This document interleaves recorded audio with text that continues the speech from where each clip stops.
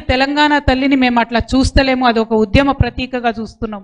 అందుకనే ఇవాళ ఆ ఉద్యమ ప్రతీకను మార్చడాన్ని నేను వ్యతిరేకిస్తున్నా అని చెప్పిండ్రు. ఇవాళ మన బాధ అంతా కూడా అదే. ఇంత అందమైన తెలంగాణ, నువ్వు హిందూ అయినా, నేను ముస్లిం అయినా, క్రిస్టియన్ అయినా, ఎవరైనా మనందరం ఒకటే. నీది ఈ కులమైన, ఆ కులమైన, ఏ కులమైన సబ్బండ వర్గాలు ఏకమై, సబ్బండ వర్ణాలు ఏకమైతేనే ఇవాళ తెలంగాణ రాష్ట్రాన్ని సాధించుకున్నాం. ఆ అందమైన భావనను మళ్ళా ఒకసారి చెప్పాలనుకున్నాం.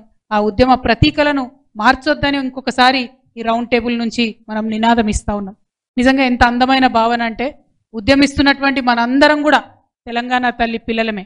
ఆనాడు పిల్లలందరం కలిసి కేసీఆర్ గారు పెద్ద కొడుకు పాత్ర వహించి ఉండవచ్చు కాక, కానీ పిల్లలందరం కూడా కలిసి ఒక తల్లిని రూపొందించుకున్నాం.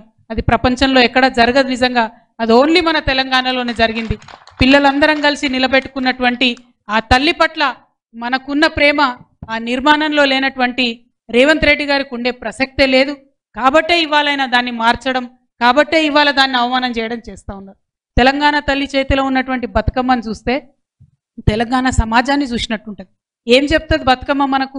నిజంగా ఎన్ని వందల సార్లు అనుకున్నామో, బతుకమ్మ అంటే కాస్ట్లీ పువ్వులు ఉండవు, గడ్డి పూలు ఉంటాయి, తంగేడు పూలు ఉంటాయి, బంతి పూలు ఉంటాయి, తొవ్వన పోతుంటే పెరిగేటటువంటి మామూలు పువ్వులు ఉంటాయి, ఆఖరికి విషం ఉండేటటువంటి జిల్లేడు పువ్వులు కూడా ఉంటాయి.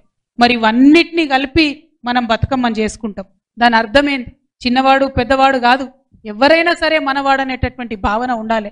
ఇవాళ నువ్వు హిందూ కావచ్చు, నేను ముస్లిం కావచ్చు, ఇంకోటి కావచ్చు, అందరం కలిస్తేనే ఒక అందమైన బతుకమ్మ అవుతుంది, అందరం కలిస్తేనే ఒక అందమైన సమాజం అవుతుందని ఒక మెసేజ్ ఇచ్చేటటువంటి, తెలంగాణకు ప్రత్యేకతను చాటేటటువంటి బతుకమ్మ ఆ తెలంగాణ తల్లిలో లేకపోతే మరి మన తెలంగాణ సమాజంలో సహజంగా ఉన్నటువంటి స్నేహశీలత కావచ్చు, సహనశీలత కావచ్చు, సుహృద్భావం కావచ్చు, వీటన్నిటి రిఫ్లెక్షన్ ఎట్లా కనపడుతుంది అనేటటువంటి విషయం ఇవాళ మేధావులంతా కూడా బాధపడుతున్నారు, ప్రజలందరూ కూడా బాధపడుతున్నారు.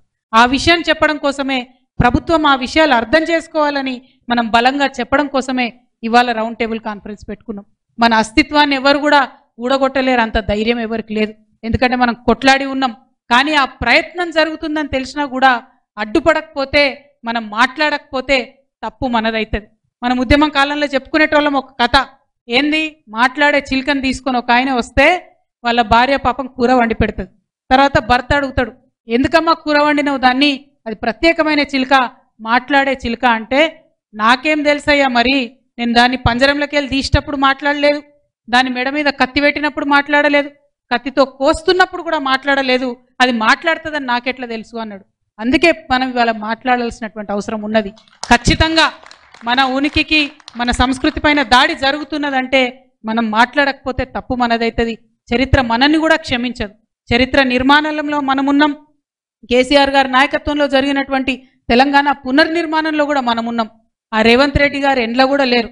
పునర్నిర్మాణం జరిగేటటువంటి దశలో ప్రభుత్వాన్ని అస్థిరపరిచే కుట్ర చేసిండ్రు. ఉద్యమం జరుగుతున్నటువంటి దశలో ఉద్యమకారుల మీద గన్ను ఎక్కిపెట్టినటువంటి వ్యక్తి ఎక్కడా లేడు. కాబట్టి ఎక్కడనో ఒక దగ్గర మరి నా పేరు నమోదు చేసుకోవాలని చేస్తున్నటువంటి వెకిలి ప్రయత్నంగా దీన్ని మనం చూడాల్సినటువంటి అవసరం ఉంది. అయినా ఎత్తి చూపించాల్సినటువంటి అవసరం ఉంది. కాబట్టే ఇవాళ ఈ రౌండ్ టేబుల్ సమావేశం పెట్టుకున్నాం. మరి అద్భుతమైనటువంటి సూచనలు మన వాళ్ళు పెద్దవాళ్ళందరూ కూడా ఇవ్వడం జరిగింది. ఆ సూచనలన్నింటినీ కూడా మరి మనం దృష్టిలో పెట్టుకొని ఇప్పటి వరకు విన్నటువంటి సూచనలో మరి ఒక తీర్మానం రూపంలో కూడా దీన్ని ప్రవేశపెట్టుకుందాం.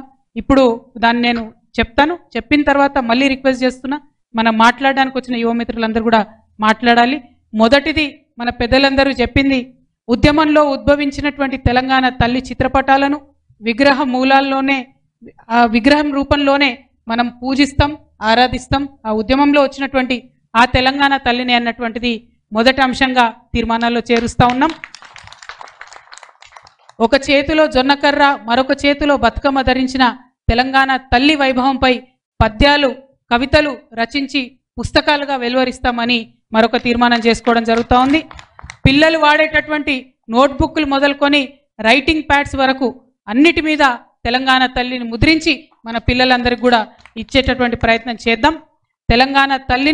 తెలంగాణ తల్లికి ఆరాధనతో కార్యక్రమాలు ప్రారంభించేటటువంటి సాంప్రదాయాన్ని ఇక ముందు కూడా కొనసాగించాలని చెప్పి అనుకుంటా ఉన్నాం. అట్లానే తెలంగాణ తల్లి విగ్రహ ప్రతిష్టాపనలు కూడా అన్ని గ్రామాల్లో అన్ని చోట్ల కొనసాగిస్తాం. అదేవిధంగా బతుకమ్మ కేవలం అగ్రవర్ణ పండగ అన్నటువంటి వాక్యాల్ని ఉపసంహరించుకొని తెలంగాణ జాతికి క్షమాపణ చెప్పాలని కాంగ్రెస్ పార్టీని డిమాండ్ చేస్తూ ఉన్నాం. అట్లానే ప్రస్తుతం రేవంత్ రెడ్డి గారు ఏర్పాటు చేసినటువంటి రూపాన్ని మరి కాంగ్రెస్ మాతగా నామకరణ చేద్దామని తీర్మానంలో మీ అందరి మద్దతు కూడా ప్రకటించవలసిందిగా మేము కోరుతా ఉన్నాం. ఆమె కాంగ్రెస్ తల్లి, మనది నిజమైన ఉద్యమ తెలంగాణ తల్లి అనేటటువంటి అంశాన్ని మళ్ళొకసారి అందరికీ తెలియజేస్తూ ఈ కార్యక్రమంలో పాల్గొన్నటువంటి పెద్దలందరూ